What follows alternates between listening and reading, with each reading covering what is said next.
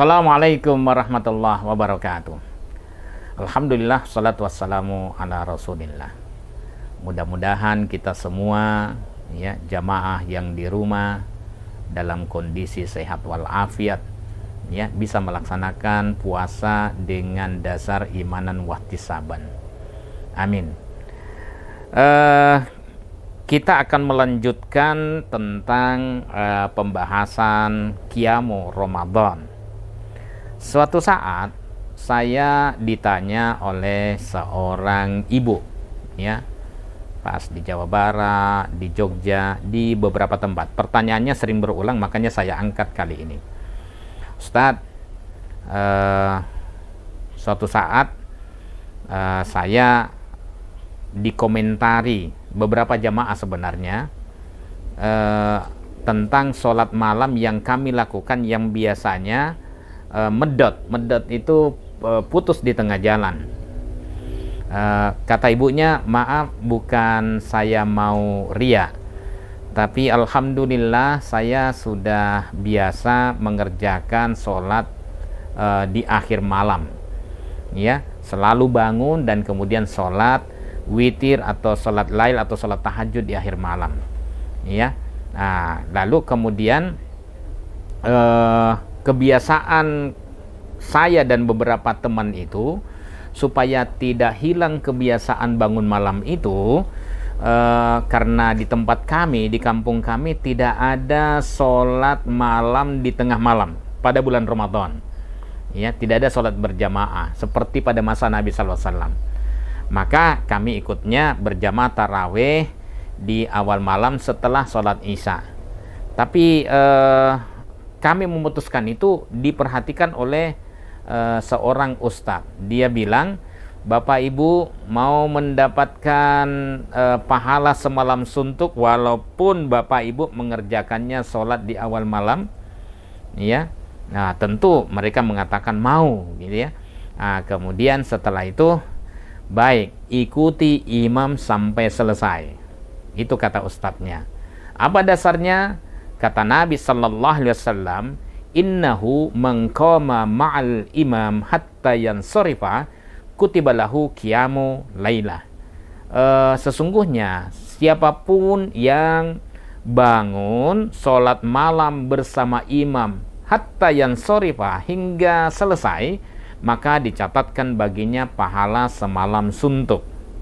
Jadi kalau Bapak Ibu mau mendapatkan pahala semalam suntuk walaupun sholatnya di awal malam, maka ikuti imam sampai selesai.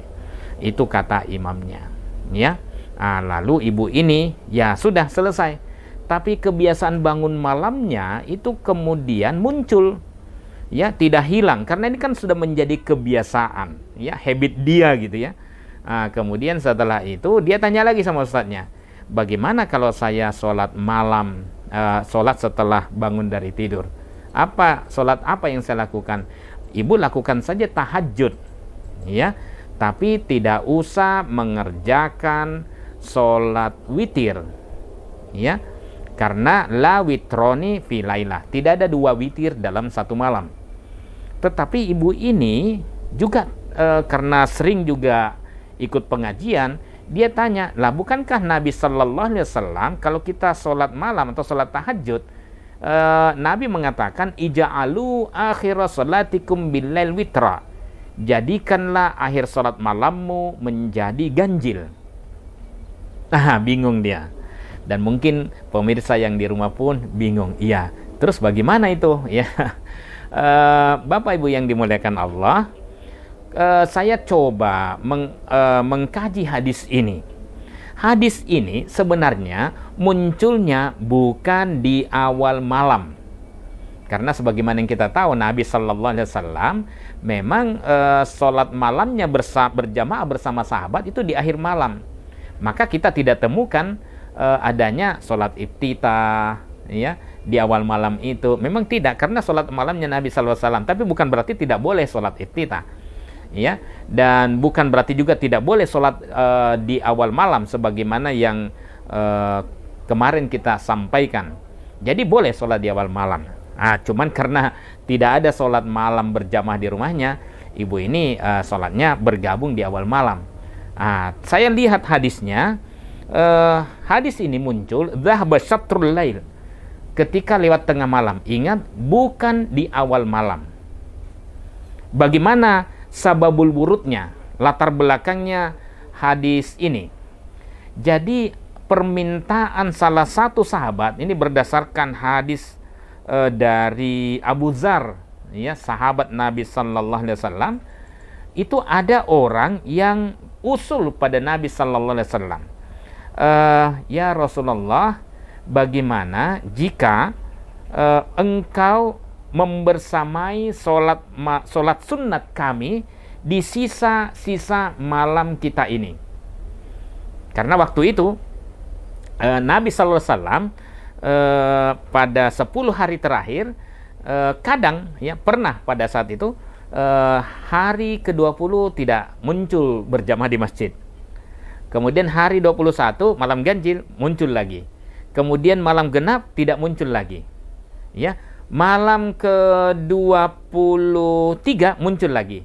Malam ke-24 tidak muncul lagi. Nah, pada saat malam ke-25 Nabi SAW muncul dan mengimami. Kemudian permintaan sahabat begini, ya Rasul, bagaimana sekiranya jika engkau membersamai sholat sunat kami di sisa-sisa malam kami ini? Apa jawab Nabi SAW? Innahu man qama ma'al imam hatta yansarifa kutiba lahu qiyamul lailah. Kira-kira connect nggak ada jawabannya nih? Iya, mintanya dia, Mbok ya Rasul, sebaiknya engkau saja yang mengimami kami, yang membersamai kami. Tapi jawabannya Nabi, sesungguhnya siapapun yang bangun malam dan ikut dengan imam, siapapun imamnya sampai selesai, maka dicatatkan baginya pahala semalam suntuk. Jadi permintaannya, makanya jawabannya begini, karena dia mintanya Nabi yang menjadi imam. Tapi Nabi SAW, tidak masalah, tidak harus saya. Siapapun yang jadi imam pahalanya sama. Cuman memang kerinduan terhadap Nabi memang tinggi. Kerinduan untuk diimami oleh Nabi SAW memang tinggi. Sama juga dengan kita.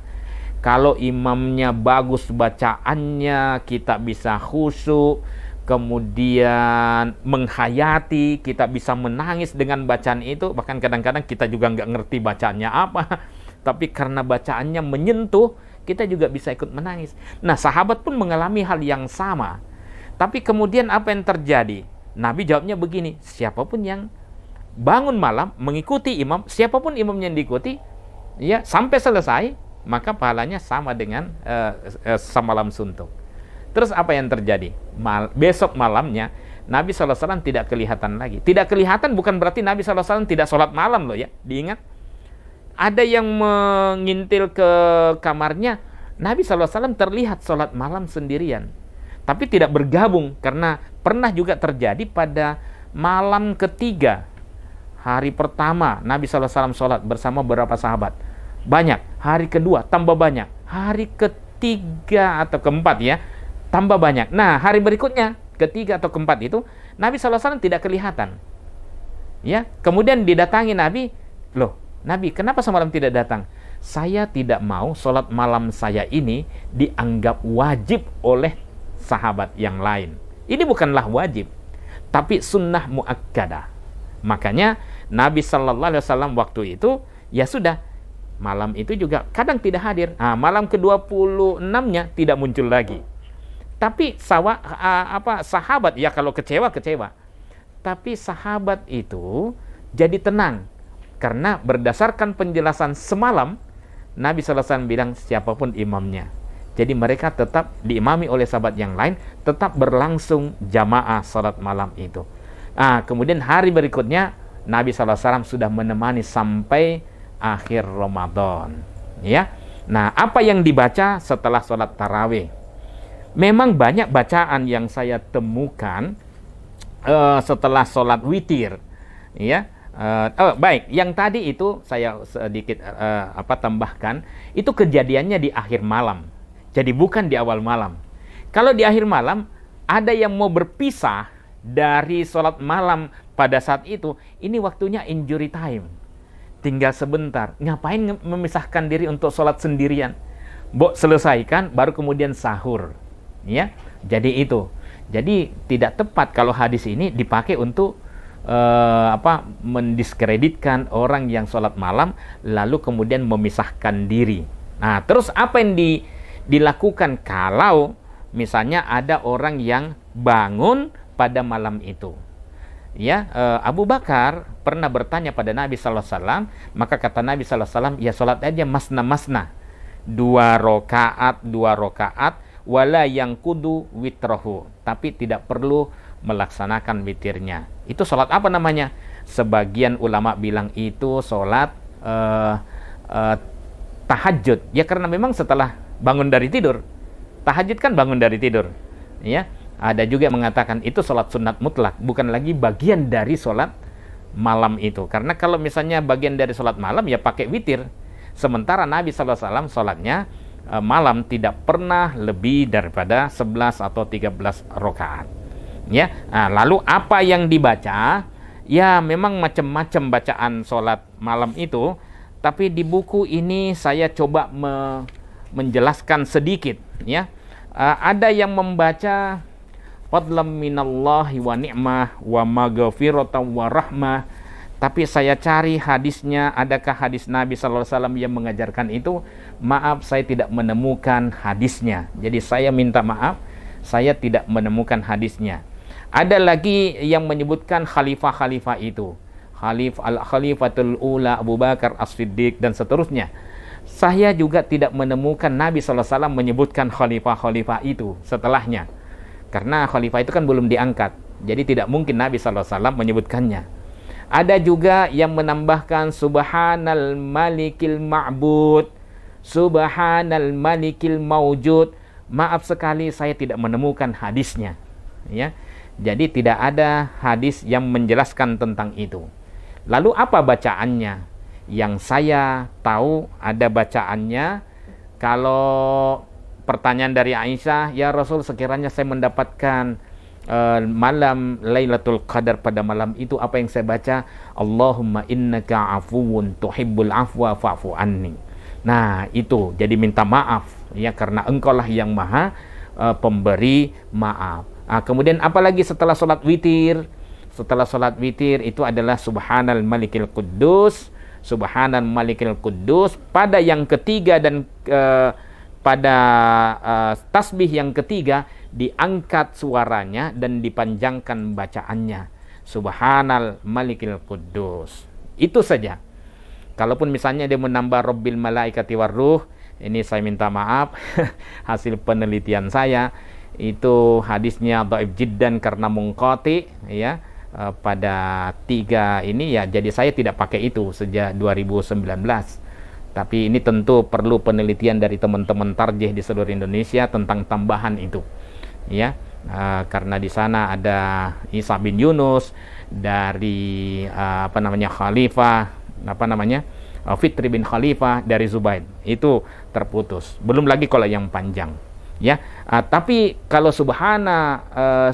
subuhun kudus Rabbuna wa Rabbul malaikati waruh, itu malah tidak ada hadisnya sama sekali. Tidak ada hadisnya. Terus bagaimana dengan subuhun kudus Rabbul malaikati waruh? Itu doa sujud. Itu doa sujud, bukan doa setelah sholat witir.